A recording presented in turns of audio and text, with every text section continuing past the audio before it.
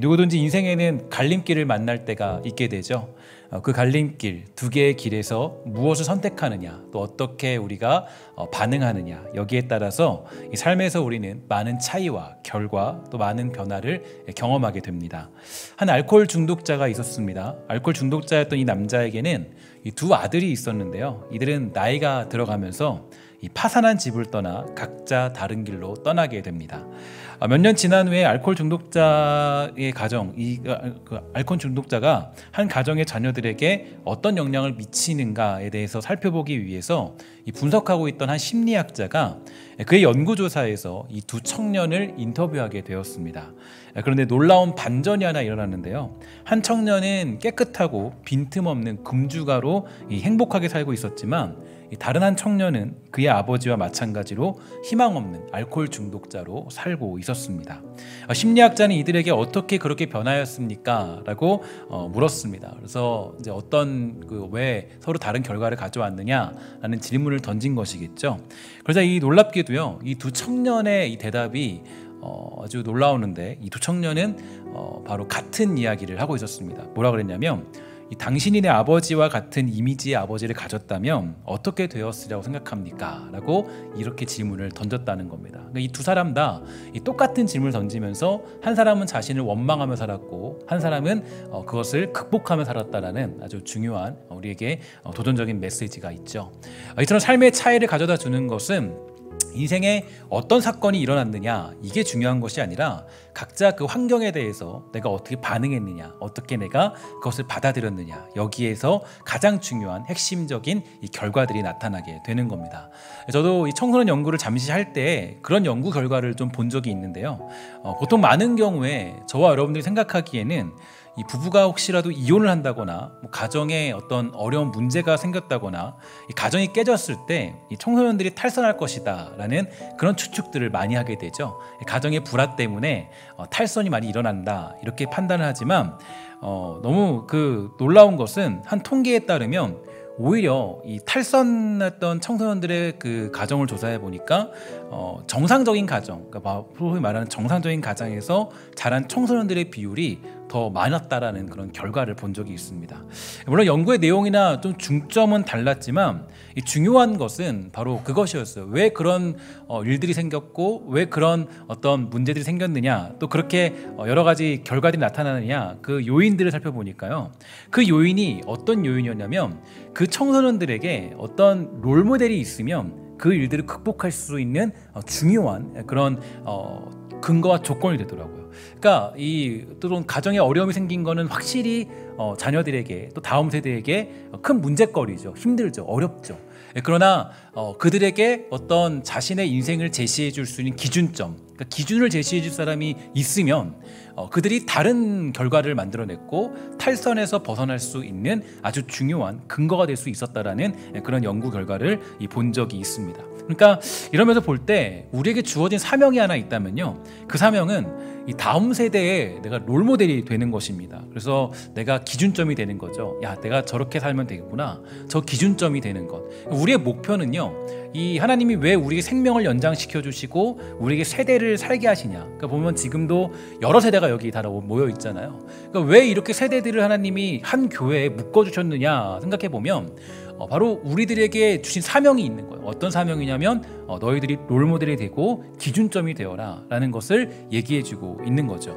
그러니까 이 다음 세대의 롤모델이 되는 거, 그들이 방황하거나 어려울 때, 판단하기 힘들 때 그 일을 결정할 수 있는 근거가 되어주는 역할, 그 역할이 바로 윗세대에게 달려있다라고 해도 과언이 아니겠습니다.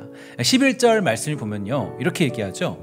내가 내게 지혜로운 길을 가르쳐 주었고 너를 바른 길로 이끌어 주었으므로, 이렇게 얘기해요. 그러니까 되게 이게 너무 멋진 말이죠. 그러니까 우리가 그런 고백을 할 수 있어야 됩니다. 그러니까 다시 말해서 저와 여러분들이 기준이 되면 아무리 문제가 있어도 돌아가는 것은 어렵지 않다라는 겁니다. 그런데 그 기준점이 무너지면 어떤 일이 벌어질까요? 기준점이 무너지면요, 절대로 돌아갈 수가 없어요. 기준점이 무너졌다, 기준이 무너졌다라고 하면 내가 어디가 기준인지 모르니까 돌아갈 수가 없는 거죠. 아, 이게 기준인데 그 기준으로 돌아갈 수 없다. 이게 되게 큰 비극적인 상황이에요. 제일 비극적인 상황은 기준점이 무너졌다는 겁니다. 그러니까 돌아갈 수 없어요. 그러니까 거기서 문제가 생기는 것 아니겠어요? 요즘 우리 시대를 가리켜서 이 포스트 모더니즘 시대다 이렇게 얘기하는데, 이 말이 좋아 이렇게 좀 영어로 좀 이렇게 해석을 하는 거지, 다시 말해서 이거를 한마디로 얘기하면요, 기준이 사라진 시대입니다. 요즘 우리가 살고 있는 이 시대는요, 기준점이 사라졌어요. 심지어 여러분 코로나 사태를 보내면서 아이들이 학교를 가야 되는데 학교를 안 가죠. 학교가 기준점이었어요. 거기서 사회적인 규칙도 배우고 생활도 배우고 아주 중요한 기준점들을 배우는 그 시작 단계가 학교죠. 학교를 애들이 가지 않아요. 굉장히 큰 상황이 벌어지고 있는 거예요. 작년에도 제가 한번 말씀드렸는데, 우리 정말 다음 세대를 위해서 기도해 줘야 돼요. 왜냐하면 학교라는 곳이 무너져 버린 겁니다. 그러니까 학교가 지금 온라인 수업으로 거의 대부분 하고 있고, 지금 여러 가지 요구에 따라서 학교가 정상화 시키려고 노력을 하고 있는데, 이 코로나 때문에 완전히 기준점이 싹 다 무너졌어요. 사실 다음 세대에 어떤 일이 벌어질지는 장담할 수 없습니다. 왜냐하면 사회적인 규칙들, 그 기준점을 배울 수 없었기 때문이에요. 그나마 이 교회라는 곳이 또 존재하고, 또 우리가 교회라는 곳을 통해서 예배하자 이런 어떤 마음들이 있었기 때문에 또 예배를 통해서 함께하는 그런 규칙들, 또 그런 기준점들을 배우긴 했지만, 정말 그래도 여기서 그 코로나 시대에도 불구하고 현장 예배에 나와서 다른 자녀들이 예배드릴 수 있는 건요, 굉장히 큰 은혜입니다. 하나님 베푸신 은혜예요. 그러니까 왜냐하면 학교도 무너져 버렸고, 이 기준을 제시하는 모든 것들이 다 사라져 버렸기 때문이에요. 요즘 시대가 진짜 어정쩡한 시대가 되고 만 겁니다. 이게 이렇게 된 이유가 어디 있을까? 왜 이렇게 포스트 모더니즘 시대다라고 얘기하면서 그것을 굉장히 자랑스럽게 여기기도 하는데, 사실 그걸 그냥 우리 식대로 얘기하면 어정쩡한 시대가 되어버린 거죠. 이게 기준이 없고 어디가 뭐가 없고 뭐가 진리인지 뭐가 진짜인지 이거 알 수가 없는 거죠. 그러니까 이렇게 어정쩡한 기준이 이렇게 나타나고 있으니까 다음 세대들의 기준이 무엇인지 다 잃어버린 겁니다. 그러면 어떻게 하면 될까요? 가장 중요한 건, 이 시대를 극복할 수 있는 방법은 바로 저와 여러분들, 우리 또 이 교회가 먼저 기준으로 돌아가면 되는 겁니다. 그러니까 우리가 기준이 되는 거예요. 저와 여러분들이 기준점을 다시 세워야 돼요. 기준이 뭐다, 그러니까 우리 인생의 기준은 이거야 라는 것을 정확하게 알려주는 세대가 되어야 돼요.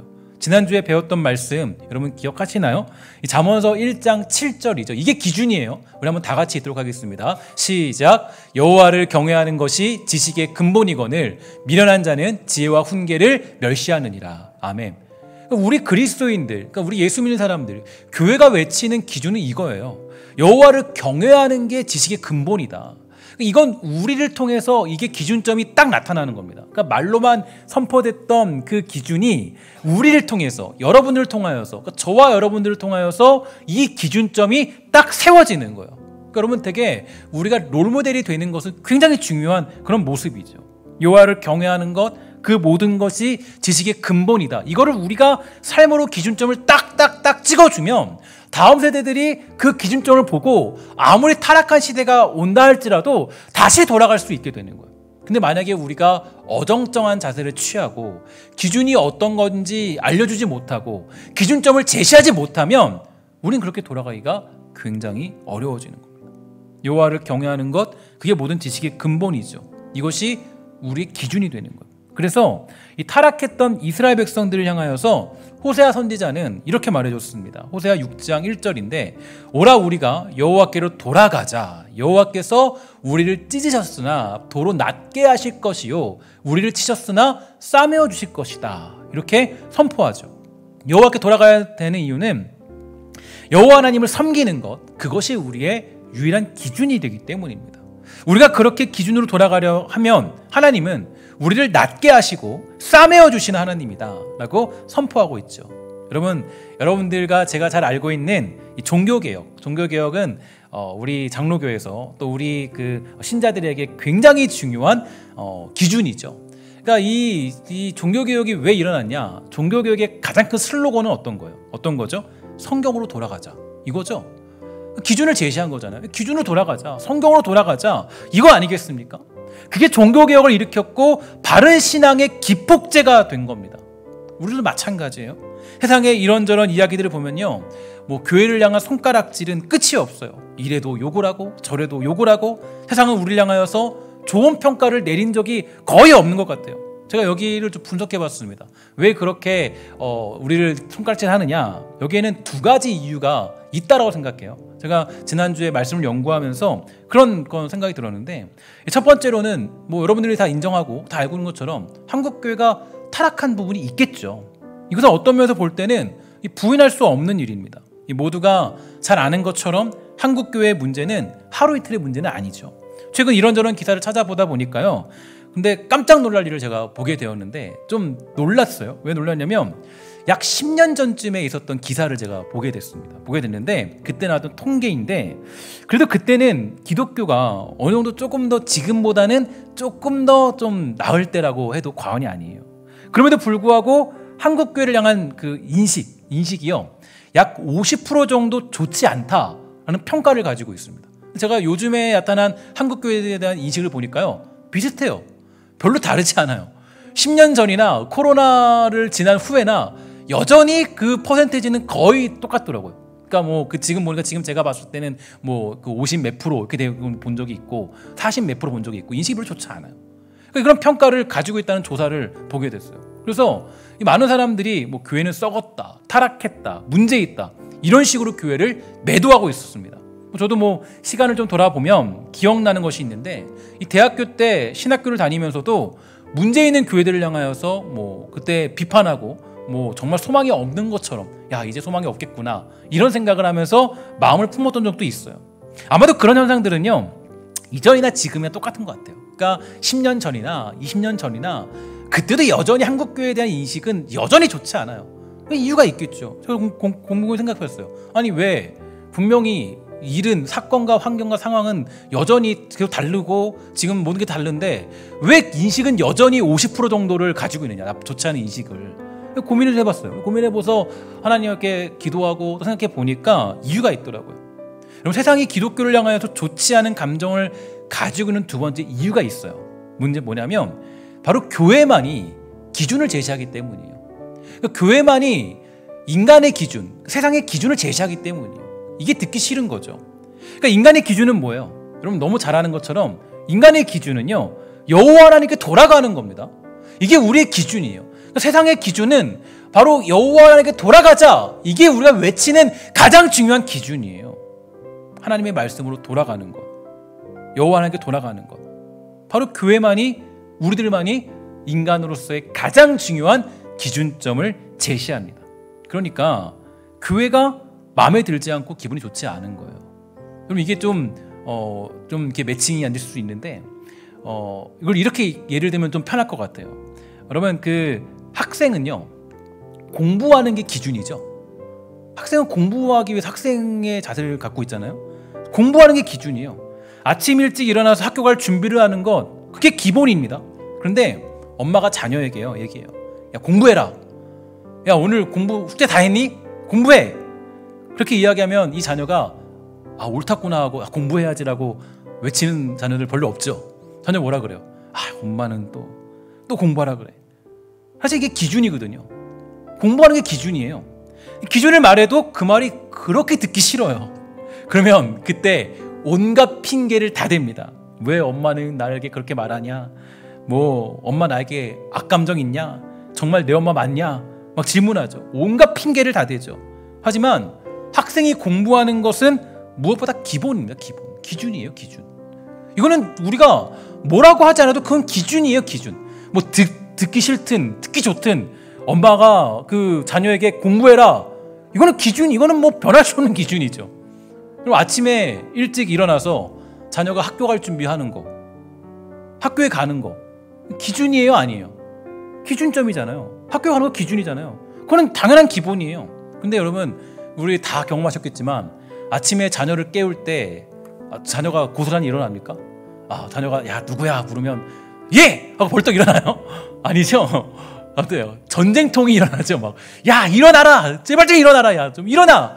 그리고 막 창문 다 열어 제끼고 막 커튼 확 열고 막 그다음에 뭐예요? 뭐 그 등짝 한 대 때려주고, 그러면 이제 그때서야 막 부시락부시락, 아 엄마 나 자야 되는데, 뭐 단잠 자고 있었는데 뭐 꿀잠인데 막 그러잖아요. 등짝 몇 대를 맞아야 막 아침에 전쟁을 하면서 일어납니다. 그리고 아침에 일어나는 건 정상이에요, 비정상이에요? 정상이죠. 그게 기준이에요. 기준. 학교 가야 되는 게 기준이에요. 그러니까 이 부모님들이 기준을 얘기하는 거예요. 뭐라고 하면 야 너 학교 가야지. 학교 가. 일어나. 너 잠자면 안 돼. 너 지금 몇 시인데 자고 있니? 일어나서 빨리 학교 가라. 안 일어나니까 막 전쟁터입니다. 이 기준을 말했는데도 불구하고 전쟁이죠. 어떤 사람들은 공부해야지, 일어나야지라고 순수하게 따르는 사람들도 있어요. 가끔씩. 정말 대단한 자녀들도 있겠죠. 그죠? 근데 어떤 사람들은 난리가 나요. 그래서 저는 생각했어요. 교회가 세상의 지탄을 받을 수밖에 없는 이유는 여기에 있구나. 그러니까 교회는 항상 세상과 조우할 수 없어요. 그럼 이걸 잘 기억하셔야 돼요. 세상이 인정받고 각광받고 교회 박수 쳐주고 이런 일은 거의 없다고 해도 우리가 괜찮을 것 같아요. 거의 없죠. 기준을 말하면 그것을 받아들인 사람에게는 뭐예요? 아멘! 받아들이지만 기준을 말했을 때 받아들이지 않은 사람은 온갖 핑계와 불평, 원망으로 이어집니다. 내가 그래서 교회 안 나가. 내가 저 사람들 때문에 교회 안 나가. 저 모습 때문에 교회 안 나가. 저런데 내가 우리 교회를 어떻게 가니? 이런 핑계를 다 대는 거예요. 그러니까 우리는 진리를 얘기하고 우리는 그 말씀을 선포하면 되는 겁니다. 그러니까 여러분들과 제가 잊지 말아야 될 가장 중요한 것은 여러분들과 제가 지금 기준을 말하고 있느냐, 지금 기준 안에 거하고 있느냐, 그 기준점을 제시하고 있느냐, 이게 중요한 거지 세상이 어쩌고 누가 뭐라 했고 저렇고 거기에 끌려다닐 필요가 없어요. 그러니까 우리는 여기에서 한 가지 중요한 것들을 하나 깨달을 수 있죠. 그러면 우리가 어떻게 되는가? 우리에게 필요한 거는 무엇이냐? 우리는 어떻게 되냐면 우리는 바로 세상에 가서도, 그러니까 이 교회와 성도는 세상에 갔을 때 가장 중요한 덕목이 있다면, 가장 중요한 모습이 있다면 우리가 기준점이 돼야 되는 인생을 사는 거예요.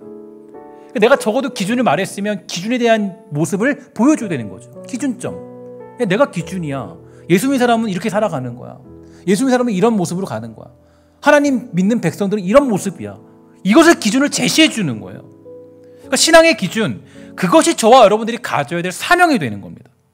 저는 이 말씀을 준비하면서 여러분들이 위해 기도했습니다. 오늘 우리 사랑하는 신성교회와 우리 성도들이 신앙의 기준이 되기를, 직장에 가서도 가정에 가서도 그 기준되는 인생을 살아가는 우리 믿음의 종들 다 되시기를 주의 이름으로 간절히 부탁을 드리겠습니다.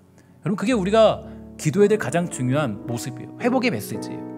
그러니까 여러분, 잠언서가 뭐냐라고 질문을 던졌을 때 이 잠언서를 우리 사역자들하고 이것저것 얘기를 많이 했는데요. 그러니까 저희들이 이제 이 잠언서를 어떻게 설교해야 되고 어떻게 또 나눠야 되는가, 이런 고민들을 나눈 적이 있어요. 나누는데 그냥 저는 잠언서 하면 떠오르는 게 뭐냐면 잠언서는 삶의 기준이구나. 삶의 기준. 삶의 기준점을 제시해 주는 거, 아주 콕콕콕 집어서. 그러니까 그냥 하나님을 섬기는 겁니다, 여호와를 경외하는 게 기준이에요 라는 말을 쫙 풀어가지고 이렇게 섬길 때는 이렇게 섬기는 거예요. 하나씩 기준점을 다 제시해 주는 거. 이게 하나님 섬기는 거고 그리스도인의 모습이에요. 그러니까 어떤 기준점으로 돌아가야 되는지를 알려주는 말씀이 잠언서 아니겠어요? 그래서 오늘 보면 13절을 보면 솔로몬은 이렇게 얘기합니다. 훈계를 굳게 잡아 놓치지 말고 굳게 잡으라.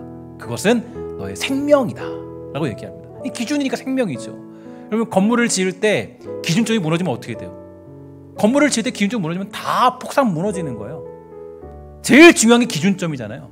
그 기준점이 무너지기 시작하면 건물은 그냥 어느 순간에 확 무너지는 겁니다. 그렇죠? 여러분, 똑같아요. 훈계를 잡아 놓치지 말고 굳게 잡아라.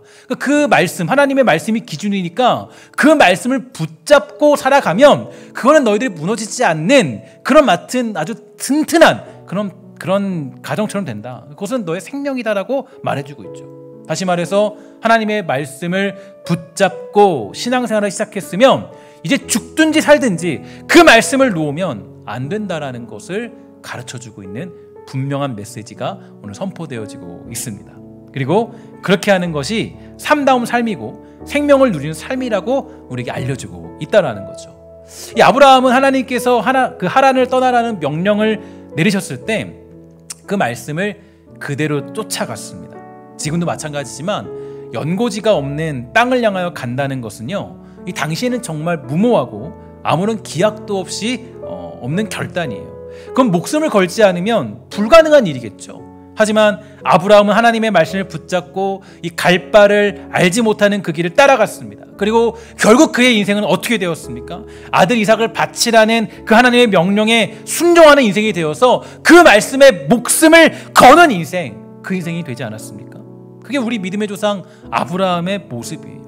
그래서 우리는 힘들고 어려운 길을 만나도 주의 말씀을 따라가는 인생으로 가는 겁니다. 왜냐? 그게 기준이기 때문이에요. 여기에는 우리가 뭐라고 할 게 없어요. 하나님, 왜 우리가 기도해야 돼요? 그 기준이니까. 왜 우리가 예배해야 돼요? 그 기준이니까. 왜 우리 하나님 말씀을 묵상해야 돼요? 그건 당연한 기준이니까. 이 기준점을 우리가 어떻게 무너뜨릴 수 있겠어요? 그러면 이러한 길을 가는 사람에게 주어지는 복은 무엇이에요? 그 기준점을 향해 가는 사람들이 누리는 복은 바로 생명을 얻는다는 거예요. 생명을 얻는다. 이게 복이에요. 그 주의 말씀을 따르는 자들, 그들이 누리는 축복은 바로 생명을 복으로 얻게 된다라고 우리에게 알려주고 있는 거죠. 즉 잠언서에서 말하는 지혜는 있어도 되고 없어도 되는 것이 아니고 반드시 필요한 것임을 인간에게 있어서 가장 중요한 생명이라는 단어를 사용하여 확신 있게 가르쳐주고 있는 것이죠. 반대로 말하면 이러한 지혜를 굳게 잡지 못할 경우 그 지혜를 우리가 우습게 여기고 그 지혜를 우리가 아주 무시한다면 어떻게 될까요? 그러면 이 생명이라는 단어의 반대가 무엇이죠? 죽음, 사망이에요. 사망. 이 생명은 사망과 반대적인 의미를 지닌 것이기 때문에 이 숨을 쉬며 살아가는 상태를 가리키지만 단순히 이 목숨을 연장시키는 수단이 아니라 이 생명은 또한 뭐로 파생되냐면 이 강하고 담대하고 활력 있는 삶, 자신에게 주어진 사명을 감당하며 근실히 행하는 삶을 사는 것을 가리키는 표현입니다. 그러니까 주의 말씀을 생명 걸고 지키는 사람들, 그것을 목숨 걸고 지키는 사람들이 가진 사람들의 특징이 뭐냐면 강하고 담대한 인생으로 살아가는 축복을 또한 누리게 되는 거예요. 그러니까 내가 말씀을 붙잡고 살아가면 생명력 있는 삶이 되지만 말씀을 붙잡지 않고 살아가면 죽음이 있는 삶을 살아가게 되는 거예요. 그러니까 죽음과 같이 괴로운 인생이 되는 거죠. 그런 인생을 우리가 요즘에 뭐라 그래요? 우울하다, 그죠? 우울증 얘기하잖아요.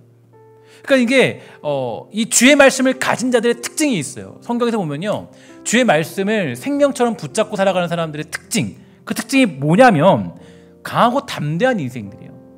아주 활력이 있죠, 힘이 있죠. 그럼 여호수아가 새로운 지도자가 되어서 어떻게 될지 모르는 상황에 처했을 때 하나님께서 이렇게 말씀했어요. 우리 여호수아 1장 6절 여러분들에게 마음에 새기며 한번 다 같이 읽도록 하겠습니다. 시작. 강하고 담대하라. 너는 내가 그들의 조상에게 맹세하여 그들에게 주리라 한 땅을 이 백성에게 차지하게 하리라. 오직 강하고 극히 담대하여 나의 종 모세가 내게 명령한 그 율법을 다 지켜 행하고 우로나 좌로나 치우치지 말라. 그리하면 어디로 가든지 형통하리니. 아멘. 강하고 담대하라 이렇게 말씀하세요. 그러니까 하나님의 말씀, 그 율법을 받은 자들은 강하고 담대해질 수 있다라는 거예요. 강하고 담대해지는 비결이 뭐냐라고 보니까 1장 8절 함께 읽을게요. 시작. 이 율법책을 내 입에서 떠나지 말게 하며 주야로 그것을 묵상하여 그 안에 기록된 대로 다 지켜 행하라. 그리하면 내 길이 평탄하게 될 것이며 내가 형통하리라. 아멘. 자, 우리가 강하고 담대한 인생으로 살아가는 비결이 뭐냐라고 했을 때 그 가장 강력한 비결은 하나님의 말씀을 지키며 살아가는 거예요. 그 말씀을 가지고 있는 사람들, 그 말씀을 가지고 그것을 목숨처럼 생명처럼 굳게 잡고 살아가는 사람들의 특징은 뭐가 있냐? 강하고 담대한 인생을 살아가는 은혜를 누리게 되더라는 거예요. 여호수아는 강하고 담대한 인생이 되었습니다. 하나님의 말씀이 임하게 되니까 그런 인생이 될 수 있던 거죠. 여러분이 잘 알고 있는 기드온도 마찬가지예요. 기드온은 겁이 많은 사람이었어요. 아무런 힘도 없던 사람이 바로 기드온이었습니다. 그런데 그에게 하나님이 찾아오셨어요. 그리고 그를 부르시는데 어떻게 부르시느냐? 사사기 6장 12절 여호와의 사자가 기드온에게 나타나 이르되 큰 용사여 여호와께서 너와 함께 계시도다 하매 라고 얘기합니다. 그러니까 하나님의 능력이 임하고 그 말씀이 임하는 사람들의 특징은요, 두려움이 사라지고 강하고 담대한 인생을 살아가는 생명력 있는 삶을 살아갈 수 있게 되는 거예요. 그러니까 우리가 왜 자꾸 생명력이 없는 그런 모습으로 가지고 있고 좌절하고 절망하고 우울한 어떤 그런 감내에 빠져 사느냐? 이유는 간단해요. 하나님 말씀을 굳게 붙잡지 못하기 때문이에요. 하나님이 함께하는 인생이 되니까 기드온도 큰 용사, 강한 용사가 될 수 있었죠. 그리고 300명의 군사로 13만 명 이상의 미디안 군대를 물리치는 아주 쾌거를 이루게 되었습니다. 뿐만 아니에요. 사도들은 여러분 어땠습니까? 사도들은 예수님이 죽으실 때 모두가 자기 살기 바빠서 도망친 겁쟁이들이었어요. 여러분 우리가 남자라면 그죠? 뭐 이렇게 뭐 얘기하면 그렇지만 남자라면 그리고 의리 지켜야 되잖아요. 예수님 죽으실 때 나도 사실 같이 있었습니다. 이게 남자 아니에요? 이게 보통 의리를 지키는 게 남자잖아요. 그래서 의리하면 남자가 돼야 되잖아요. 근데 여러분 잘 보세요. 예수님이 잡혀가실 때 다 도망쳤어요. 그러니까 남자의 모든 것들을 다 버린 사람들이에요. 아주 정말 이 제자들 보면요, 그냥 겁이 많아서 그냥 다 도망친 사람. 그냥 사실 가도 그냥 예수님 믿든 안 믿든 그 중요한 것보다도 그냥 남자라면 그냥 거기서 그냥 죽어야 되는 게 맞잖아요. 그래도 인간적으로 봤을 때 안 그래요. 다 도망쳤어요. 다. 예수님 가시죠. 저는 살겠습니다. 제자들의 모습이었어요. 심지어 베드로는 뭐라 그래요? 자기 바빠가지고 그냥 뭐라 그래요? 내가 예수님 나 저 사람 예자도 모른다. 저 사람 모르는 사람이다. 아니 무슨 내 스승이냐? 전혀 그냥 완전히 뭐라고 성경에 3번 부인했다. 3번은 뭐예요? 완전수를 얘기하죠. 그죠? 3번. 그 당시에 3번 부인하면요 이거예요. 그러니까 무조건 그리스도를 부인할 때 3번 정도 이렇게 반복을 시켜요. 3번 부인하면 끝입니다. 3번을 얘기하는데 3번 부인했다는 건 그냥 아예 여지도 남겨두지 않고 그냥 예수님에 대한 조금의 여지도 없이 그냥 완강히 부인, 완강히 아예 난 본 적도 없고 일면식도 없고 예수님의 예자도 모르는 사람이 아예 이런 소위 말해서 이런 겁쟁이, 그죠? 이런 사람이 세상에 어디 있어요? 어떻게 이렇게 예수님과의 의리마저 3년 동안 공생의 기간을 보냈는데 이렇게 그냥 해버리는 그런 사람이 어디 있어요? 그런데 그들에게 성령이 임하자 어떤 일이 벌어졌습니까? 사도행전 2장 29절 우리 함께 읽어보도록 할까요? 시작. 형제들아 내가 조상 다윗에 대하여 담대히 말할 수 있노니 다윗이 죽어 장사되어 그 묘가 오늘까지 우리 중에 있도다. 정확하게 얘기하죠. 사도행전 4장 31절 빌기를 다음에 모인 곳이 진동하더니 무리가 다 성령이 충만하여 담대히 하나님의 말씀을 전하라. 그죠? 전하니라. 사도행전 9장 29절 또 주 예수의 이름으로 담대히 말하고 이렇게 얘기해요. 담대해졌어요. 그러니까 이 말씀을 그 굳건히 붙잡는 인생이 되니까 여러분 그냥 단순히 생명을 얻었다라고 하면 안 돼요. 생명이란 건 뭐가 있냐면 거기에서 담대하고 강함이 함께 있다라는 생명력 있는 아주 생명력 있는 인생이 된 거예요. 여러분 우리가 잘 보세요. 우리가 많은 경우에 우리가 인생을 볼 때 우울한 사람들 있어요. 굉장히 무조건적으로. 또 어떤 사람들은 정말 활기가 있고 생명력 있는 사람도 있어요. 그러니까 하나님의 말씀을 굳게 붙잡으면 활력이 있고 활기가 있고 열정이 여기에 있어요. 그러니까 주님 만나면요 가장 먼저 나타나는 변화가 열정이 생기죠. 열정이. 이 끊임없는 열정. 왜냐? 하나님 말씀이 살아 움직여서 운동력이 있으니까 멈추지 않아요. 달리고 또 달리고 또 달리고 또 달리고. 바울이 뭐라 그래요? 나중에 전제와 같이 내가 부음바 되었다. 나는 멈추지 않고 달렸다. 왜냐? 하나님이 강하게 만들고 담대하게 만드니까 생명력 있는 인생이 된 거예요. 그러니까 이 주의 훈계를 생명처럼 여기는 자들에게는 강하고 담대한 모습이 가득해지는 겁니다. 하나님이 말씀이 주는 유익이 뭔지 그 복이 무엇인지 우린 정확하게 깨달을 수 있게 되는 거죠. 오늘 저와 여러분들이 힘이 없고 우울해지는 이유는 어디 있을까요? 소망을 볼 수 없는 이유는 무엇이라고 생각합니까? 너무 여러분 환경 탓을 돌리고 있지 않아요? 야, 나는 그럴 수밖에 없어. 우리 가정 보니까 가정이 우울해지는 이유는 어디 있어요? 가정 보니까 이것도 부족하고 저것도 부족하고. 사실 근데 우리는 너무 원인을 다른 데로 찾을 때가 있어요. 원인이 어디 있냐면 우리 가정이 돈이 많던 적든 환경이 좋던 안 좋던 그게 중요한 게 아니라 우리 가정이 하나님 말씀을 굳게 붙잡고 있으면 거기에서 생명력이 샘솟듯이 솟아나는 놀라운 은혜가 우리에게 임하게 될 줄 믿습니다. 여러분 축복하는 것은 여러분 가정에 어떤 어려움이 있어도 오직 주님만을 바라보면서 정말 주님의 생명력이 샘솟듯 솟아나는 기적이 여러분 가정 가운데 나타나게 되기를 주의 이름으로 간절히 축원합니다. 마지막으로 그 열왕기하 23장에 나타난 한 인물을 소개하고 마치려고 하는데요. 누구냐면 요시야 왕이에요. 요시야 왕 잘 기억하시죠? 요시야 왕 하면 이제 아주 바르고 대단하고 또 어릴 때 왕이 되어서 이제 그 대단한 그런 왕으로 또 자리 잡은 사람입니다. 열왕기하 23장에 나타난 요시야 왕의 모습을 보면요, 이런 말씀이 있어요. 21절에 보면 왕이 뭇 백성에게 명령하여 이르되 이 언약책에 기록된 대로 너희 하나님 여호와를 위하여 유월절을 지키라 하매 사사가 이스라엘을 다스리던 시대부터, 이거 중요해요. 여기서 잘 보세요. 사사가 이스라엘을 다스리던 시대부터 이스라엘 여러 왕의 시대와 유다 여러 왕의 시대에 이렇게 유월절을 지킨 일이 없었다라고 얘기해요. 충격적이지 않아요? 저 이걸 보면 너무 충격적이었어요. 사사 시대부터 지금까지 이렇게 유월절을 지킨 적이 없대요. 여러분, 우리 그때 배웠죠. 출애굽기 때 배웠죠. 유월절 얼마나 중요한지 우리 아마 묵상에서 배웠을 거예요. 그런데 요시야 왕 18째 해에 예루살렘에서 여호와 앞에 유월절을 지켰다라고 얘기해요.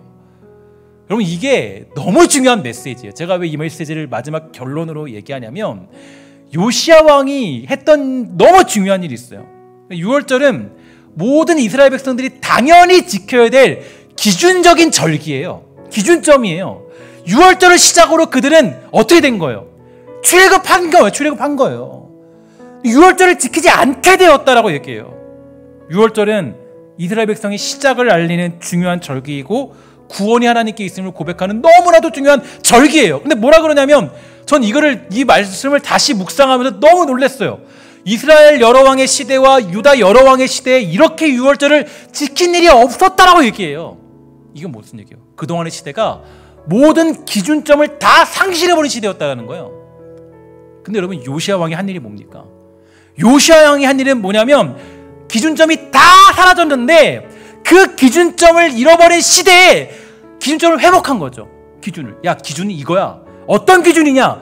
유월절을 지키면서 여호와 하나님을 경외하고 그 구원을 고백하고 선포하는 게 우리의 가장 중요한 기준이야 라고 제시해 준 거예요. 엄청난 사람 아니에요? 대단한 사람이죠. 요시야 왕이요, 사실 정치적으로나 상황적으로 봤을 때 역사적인 사람들의 평가는 그의 개혁은 실패했다라고 평가합니다. 개혁은 사실 실패했어요. 결국 그의 그 인생의 마지막도 안타까운 죽음이죠. 무기또 전투에서 전사하게 되면서 세상적으로 볼 때는 크게 성공한 왕은 아니었습니다. 요시야 왕이 그래요. 근데 성경은 달라요. 성경 뭐라 그런지 아세요? 요시야 왕에 대한 평가. 여러분, 이게 너무 멋져요. 제가 이 말씀을 보면서 여러분들에게 꼭 이런 말씀이 이루어졌으면 좋겠다는 생각으로 이 말씀을 준비했어요. 25절 우리 한번 다 같이 읽어볼게요. 시작. 요시야와 같이 마음을 다하며 뜻을 다하며 힘을 다하여 모세의 모든 율법을 따라 여호와께로 돌이킨 왕은 요시야 전에도 없었고 후에도 그와 같은 자가 없었더라. 아멘. 너무 대단한 극찬. 성경에서 볼 수 없는 극찬이에요. 너무 대단한 극찬이에요. 전에도 후에도 없었더라. 근데 이 요시야 왕이 한 게 뭐예요? 딱 하나죠. 기준점 제시한 기준점. 기준이 뭐냐? 여호와께로 돌아가서 유월절을 지키는 게 기준이야. 너희들이 지금 뭐 잘났다고, 뭐가 뛰어나다고, 뭐를 가지고 있다 할지라도 그건 중요하지 않아. 제일 중요한 건 뭐냐면 여호와를 경외하고 유월절을 지키면서 그게 기준이야. 그게 잠언서가 그거 얘기하고 있죠. 여호와를 경외하는 것이 지식의 근본이거늘. 그리고 내 아들에게 얘기하는 거예요. 그 훈계를 굳게 잡아라. 야, 너희들 그래 좋은 직장 그거 좋지. 너 잘 산 거 되게 좋아. 너 정말 뭐 공부 잘한 거 좋지. 그러나 너희들 잘 생각해.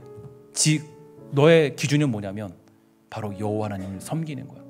그 기준점을 탁 하고 제시해 주니까 성경이 뭐라 그래요? 이런 사람은 전에도 없었고 후에도 없었더라. 야, 제가 이 말씀을 보는데 와, 가슴이 막 떨리더라고요. 너무 멋지는 거야. 하나님의 평가가 이런 거예요.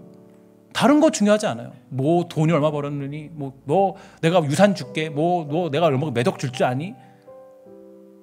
그거 세상에서 그 성경에서는 그 평가 없어요. 평가 딱 하나요. 무슨 평가냐? 유월절을 기준이라고 내세웠던 요시야. 그 나라 앞에서 기준은 이거예요. 얼마나 뭐 압박이 심했겠어요. 어린 왕인데, 나이도 어린데 6월절이 기준이에요 라고 했을 때 대신들이 얼마나 난리가 났겠어요. 무슨 소리야, 나라를 돌봐야지, 할 일 얼마나 많은데요. 근데 거기서 그거 굴하지 않고 얘기한 거예요. 6월절을 지키는 게 우리의 기준입니다. 그러니까 여기서 성경이 평가를 내리죠. 뭐라 그래요? 전에도 후에도 없는 인생. 이게 여러분과 저에게 필요한 메시지 아니에요? 여러분, 우리가 자녀들에게 또 우리 교회에서 다음 세대에게 뭘 전달해 주겠어요? 어떤 걸 전달해 줄 수 있겠어요? 다른 거 없어요. 저는 그래요. 정말 가끔씩 그래요. 가끔씩 제가 지난주에 어떤 그 제자에게 그런 메시지를 받았는데 저에게 그래요. 그런 기준이 돼서 감사합니다라고 얘기하더라고요.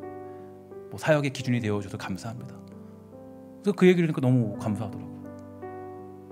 여러분, 우리가 정말 해야 될 일이 있어요. 여러분들과 제가 해야 될 일은 무엇을 사모해야 되느냐? 하나님, 어떤 상황에 있어도 우리가 기준이 되게 해주세요. 신앙의 기준은 우리 권사님이야. 신앙의 기준은 우리 안수집사님이야. 신앙의 기준은 우리 장로님이야. 신앙의 기준은 우리 아버지야. 신앙의 기준은 우리 어머니야. 이게 우리의 너무 중요한 꿈꿔야 될 사명이에요. 소망. 이 소망 가지면 우리가 이 잠언서를 통해서 얻을 수 있는 게 뭔지를 너무 잘 알 수 있게 되는 거죠. 여러분, 기본을 잃어버린 백성만큼 비참한 사람들도 없을 겁니다. 저는 이 말씀을 준비하면서 이렇게 기도하고 꿈꿨어요. 우리 교회가 기준을 제시할 줄 아는 교회, 기본을 선포하는 성도, 그리고 기준점으로 돌아가는 힘있고 강력한 교회, 그러한 성도와 교회가 되기를 주의 이름으로 간절히 축원합니다. 오늘 저와 여러분들이 그 시작이 되어서 다음 세대가 방황할 때 암울하다고 말하는 이 현실의 평가 속에서 여러분 기준이 되어 주십시오. 여러분, 축복하는 것은 아이들에게 당당히 말하세요. 기도하는 게 기준이야. 예배 드리는 거 그거 기준이야. 우리가 하나님께 헌신하고 드리며 살아가는 거 그거 기준이야. 이거는 타협할 수 없어. 그걸 알려줄 수 있다면 더 큰 칭찬은 없을 거예요. 그게 우리들이 가져야 될 가장 중요한 꿈 아니겠습니까? 우리 하나님이 함께 하심을 믿으시고 그 기준을 선포하는 일에 두려워하지 마시고 멈추지 마시고, 하나님이 여러분들을 우리 이 시대의 기준으로 세우셨습니다. 하나님이 여러분 그냥 두시겠어요? 여러분들이 기도하고 구하면 여러분들을 기준으로 살아가는 인생으로, 아주 강력하고 힘있는 인생으로 세워주실 것입니다. 그 사실을 믿고 우리 5월 한 달 동안 또 앞으로 남은 인생, 주님 부르신 그때까지 기준되는 인생으로 살기에 부족함 없는 복되고 아름다운 신성의 아름다운 우리 권속되기를 주의 이름으로 간절히 부탁을 드리겠습니다. 기도하도록 하겠습니다. 하나님, 감사합니다. 우리가 이 땅을 살아가며 나아갈 때 때때로는 우리가 다음 세대에게 기준이 되지 못하는 경우도 있습니다. 때로는 부족한 부분도 있습니다. 너무나도 우리가 연약하고 너무나도 우리가 부족하고 때로는 하나님 앞에 죄스러운 것도 있고, 그러나 하나님, 이 시간 결단하기 원하는 건 우리가 요시아와 같이 다시 한번 기준을 말하고 그 기준점이 어떤 것인지에 대해서 선포할 줄 아는 복된 성도 되도록 허락하여 주시옵소서. 기준이 없는 시대를 살아가고 있습니다. 하나님, 점점 기준이 사라지고 남자와 여자의 기준이 사라지고 있는 아주 비극적인 시대도 살아가고 있습니다. 하나님, 우리 이 시대를 지켜주셔서 살아가는 모든 백성들이 우리를 통하여서 기준이 무엇인지, 정말 인간의 기준, 그리스도인의 기준, 또 성도의 기준이 무엇인지를 다시 깨닫고 돌아갈 수 있는 그런 기준점이 되도록 주님 허락하여 주시옵소서. 모든 말씀 예수님의 이름으로 간절히 기도합니다. 아멘.